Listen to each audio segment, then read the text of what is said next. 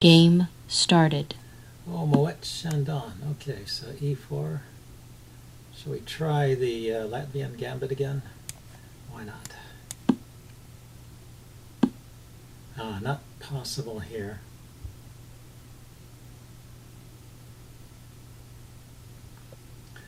Well, I don't know that it's not possible here. I could try it anyway. Let's see, am I going to die immediately? If I play f5, he can take. He hasn't developed his knight, so my e-pawn is not hanging. And then I can play d5 and recapture it if he takes. So if he takes right away, I play d5, he moves the bishop, and I take. Oh, well, he could move his bishop to. He could move his bishop to. Check. All right. He can do that. Okay, so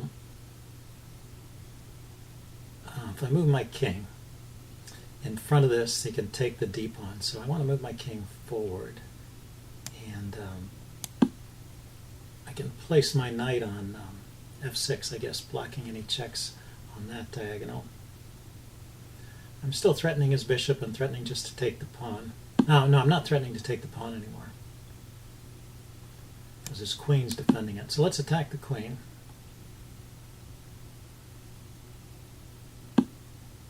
So I'll have to look this up later to see if this gambit has a name, or if it's just plain bad.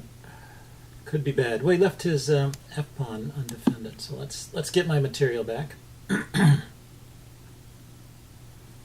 And I have decent development here. What I have to show for my sacrifice, what I've sacrificed is my king position, so I won't be able to castle easily, but I have a lot of pieces out. So the way it turned out, maybe it's not a bad gambit. I can play c6 here to shore up the center. I don't have to. I kind of want to play h6 and g5 to kick the queen again, but he can just take. If I play h6, g5, he can just take with the knight, so maybe that's not so great. So what else? How about I develop the knight, bring the rook to the center, and then move my king over to the queen side. So rook. Check. Oh, right, I forgot about that. Or did I? No, this knight is pinned, so I have no way.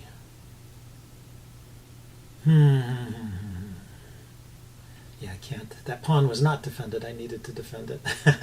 Yeah, when you play these gambits, you gotta calculate correctly. Okay, so I'm going to lose a pawn over here at least, and I'm a pawn down there. Not the end of the world. Let's go to the square. So if knight takes knight, I have bishop here pinning the knight.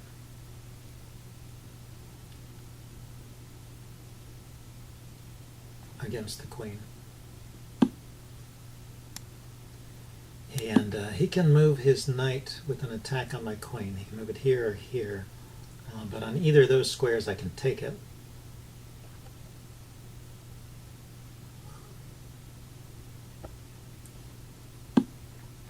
And hey, I'm getting a pawn, it looks like. Okay, so he's got a fork here. Knight here forks the king and the queen, so I can't just take it. Or can I? So bishop takes knight. Knight f7 check. King to d7. And if knight takes queen, I have bishop takes queen. So I believe I can still play that. Check. And if he moves his queen anywhere, he can't move it with check. So and he gets one more piece at the end. So how did we end up? So it's 2 rooks and 3 pieces. Oh, I'm a piece down. Oops. Okay, well, I'm sort of hoping. Okay, so I can take on f2 and pin the knight. He can defend it with a pawn. can attack it with the pawn.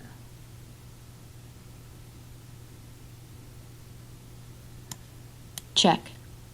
Maybe it works out. I mean, I don't gain much here. I just get my material back, but it disrupted his king position a little bit, perhaps.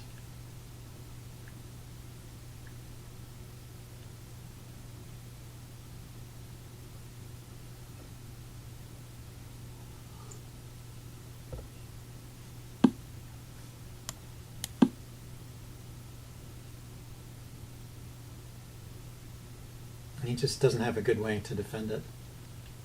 So maybe, did I gain a pawn? Yeah, maybe I gained a pawn. So what have we got? I'll have, if I win this, I'll have 2 pawns, 3, 4, 5. It just becomes even on pawns, actually. I was down on pawns. I sacked pawns, I lost a piece. And now I've managed to gain a pawn back, but I am a piece down. A whole piece down. He's got 2 bishops and I only have 1 knight. But my rook is active. In fact, there's almost a mate threat here, right?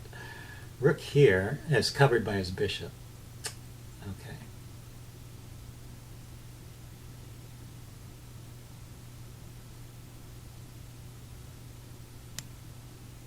Okay, so rook to f8 stops him from opposing my rook. Well, he couldn't do that anyway. He's going to play probably something like d4 there. Oh, he's just maybe going to trade.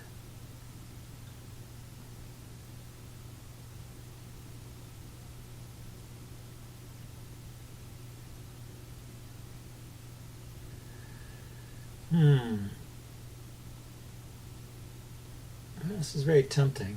If I throw in the check, he can attack my rook and I have to defend it. Then he can take my knight, I take back, and then he moves his pawn up. And a rook here, king here, I can play, and I can't play, can no longer play my rook to that square. So I should do something like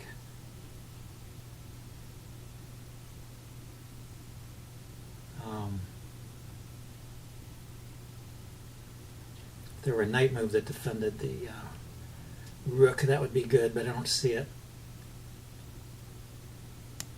Okay, well, let's kick his bishop. If the bishop goes here, then I do have rook here, check. So his bishop can't really take my pawn, I don't think.